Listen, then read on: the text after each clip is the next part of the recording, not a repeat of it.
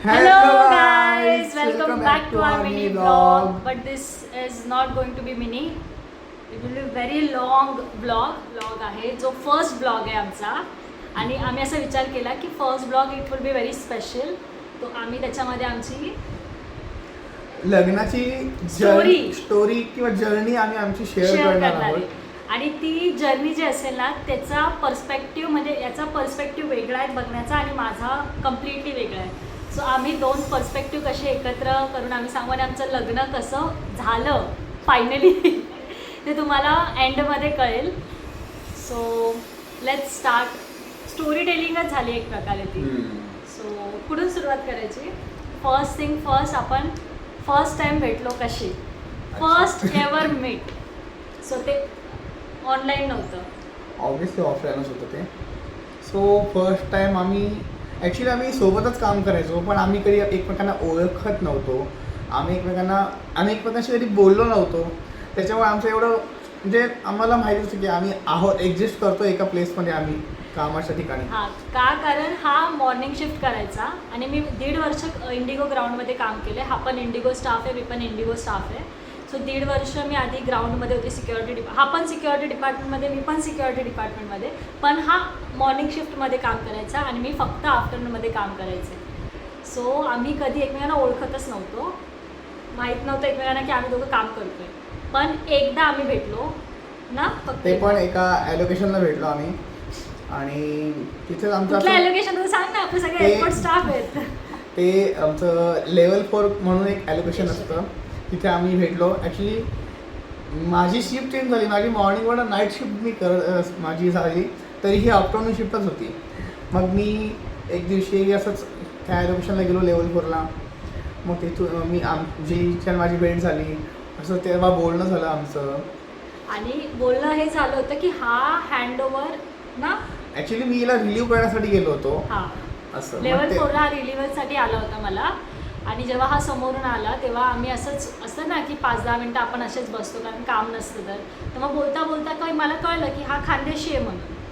मग मी त्याला विचारलं तू खानदेशी आहेस का? तो बोला हां मी पण खानदेशी वगैरे आहे, धुळ्याचाच आहे म्हणून. म्हटलं अच्छा मी पण त्या साईडचीच आहे, माझ्या आजीचं गाव पण धुळ्याचं आहे. तेवढंच बोलणं फार झालं होतं गावाबद्दलच. त्याच्यानंतर मी म्हटलं चल आता मला घरी जायचं आहे, माझा टाईम झाला. सो ती आमची फर्स्ट भेट होती.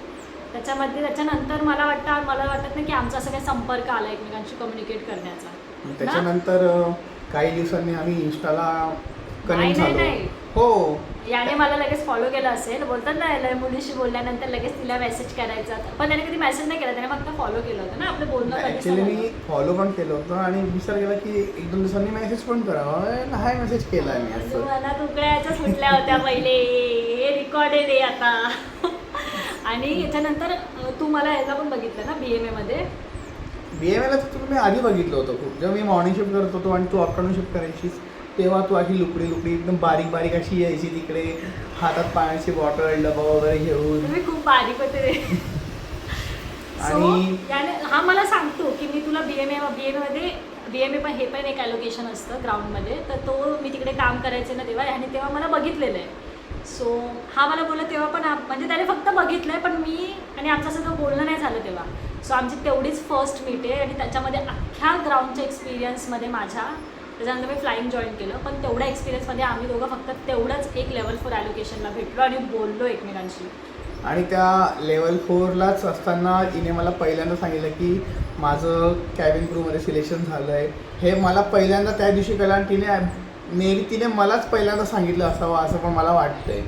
इन्स्टाला आम्ही कनेक्ट झालो, आमचं चॅटिंग वगैरे सुरू झालं. नाही प्लीज, हा मला स्टोरी टाकायची खूप आवड होती, म्हणजे रील्स पोस्ट करायची आवड होती. तर हा माझ्या रील्सला रिप्लाय द्यायचा, तर मी पण बोलायची थँक्यू, रिप्लाय द्यायचा थँक्यू. हे आमचं कन्व्हर्सेशन होतं इनिशियली. अच्छा, मग आता एखादी जर व्यक्ती चांगली वाटतेच तर म्हणून बोलायला काय हरकत आहे ना तिच्याशी. सो म्हणून मी मेसेज करायचो, म्हटलं बघू खडं लागतोय का. पण तो खडा इतका बरोबर लागला की आता माझ्यासोबतच बसलाय. सो असं आमची होती फर्स्ट मीट. आणि त्याच्यानंतर मग जसं याने सांगितलं की आता ते तर मला खरंच आठवत नाही जेन्युइनली की मी याला, कारण मी त्यावेळेस सांगत होते मला जे असं वाटायचं ना यांच्याशी मी बोलावं की माझं सिलेक्शन झालं आहे म्हणून क्रूमध्ये, त्यांना मी जाऊन सांगायचे. सो मे बी त्यावेळेस मी याला पण हे माझं ओपन, कारण मी एकाच गावचं निघालो आम्ही, तर मी याला सांगितलं की माझं क्रूमध्ये सिलेक्शन झाले आणि हे त्याला आठवते पण मला नाही आठवत एवढं क्लिअरली. सो आपण याच्या स्टोरीनुसार जाऊ, याचा पर्स्पेक्टिव्हनुसार जाऊ की हां मी याला सांगितलं. आणि त्याच्यानंतर मग ती जी जर्नी होती त्याच्यामध्ये का मे बी आमच्या दोघांचं कन्व्हर्सेशन झालं नसेल, बिकॉज मी पूर्णपणे ग्राउंड कसं सोडून मग फ्लाईंगमध्ये जाऊ हेच सगळं माझं चालू होतं. सो मला कोणाशी बोलण्यामध्ये वेळ पण नव्हता, टाईम नव्हता किंवा मी कधी इंटरेस्ट पण नाही घेतला त्या काळामध्ये. सो मग नंतर मग मी पुढच्या स्टोरीमध्ये पूर्णपणे कॅबिन क्रू बनले होते. ठीक आहे, झाली माझं ग्रॅज्युएशनपर्यंत हा फक्त माझ्या स्टोरीला लाईकच करत होता. 3 महिन्याच्या पिरियडमध्ये जेव्हा मी ट्रेनिंगला होते फक्त लाईक करायचं आणि रिप्लाय करायचं की छान आहे छान आहे, आणि मी फक्त बोलायची ओके ओके.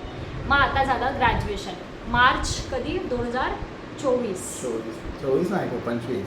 हो सॉरी गेल्या वर्षाची गोष्ट आहे ना या. हां गेल्या मी वर्षी इनिशियली जशी ही कॅबिन म्हणजे ही दिल्लीला गेली ट्रेनिंगसाठी तेव्हाच आमचं फायनली बोलणं सुरू झालं होतं. नाही तुझं ट्रेनिंग संपायला आलं होतं आणि तू इथे आलीस आणि तेव्हा आमचं बोलणं सुरू झालं मध्ये होते होतं. मार्च 2025 गेल्या वर्षी मार्चलाच आमचं जेव्हा मी परत आली ना तेव्हापासून आमचं फुल फ्लेज बोलणं चालू झालं.